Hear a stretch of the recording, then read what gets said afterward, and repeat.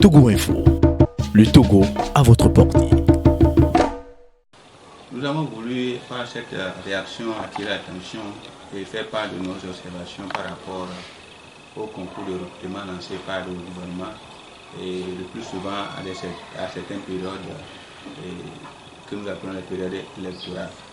Et pour nous, c'est une observation qui est partagée par la plupart des Togolais et la plupart des consommateurs.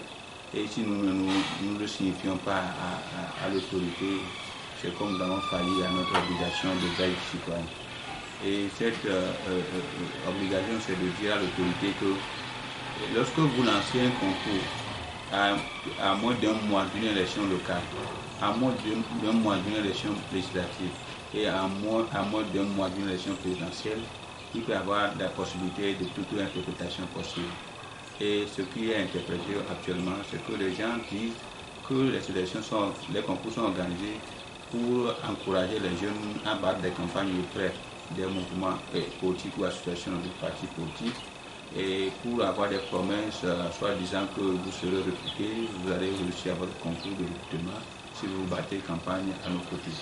Et donc ce qui fait que ça ne donne pas une bonne culture de l'excellence et les bonnes personnes ne seront pas recrutées à de bonnes places. Donc nous sommes obligés de le dénoncer. Donc c'est ce qui fait que nous disons. Et nous avons voulu faire une recommandation à l'autorité en disant que il faudrait que l'autorité puisse désormais penser à organiser des concours à des périodes post-électorales. Mais du moins s'il y a certaines périodes où il n'y a même pas d'activité politique, où toutes les activités courantes de la vie politique, de la vie courante du pays se déroulent normalement, vous pouvez choisir cette période pour le faire. Et nous nous posons aussi la question de savoir si on lance un concours dans le mois de janvier, alors que le budget de l'État a été clôturé, est-ce qu'ils ont déjà intégré les prévisions budgétaires en termes de salaire, en termes de masse salariale de tous ceux qui seront recrutés, ou bien ils vont toujours les recruter et attendre 6 mois après avant de commencer par leur payer leur salaire.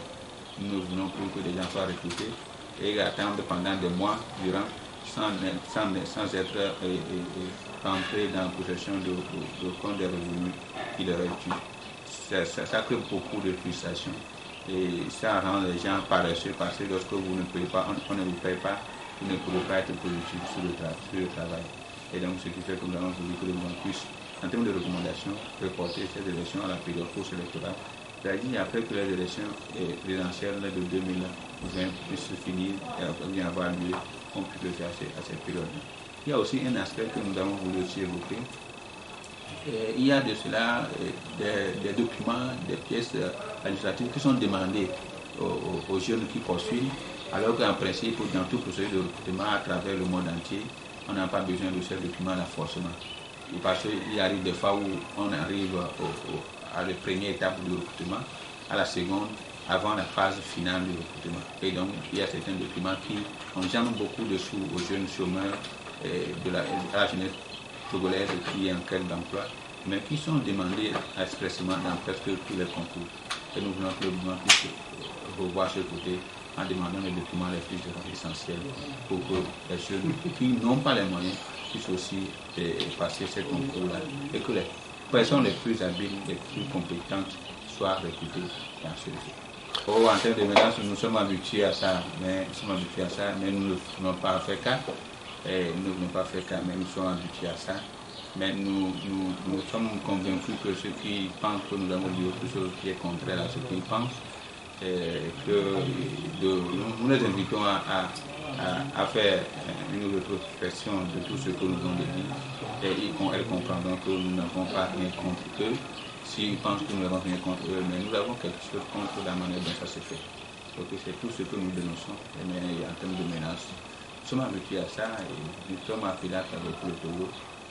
Les menaces ne peuvent pas nous constituer d'obstacles pour nous en termes de ce que nous faisons. Et nous nous engageons à continuer.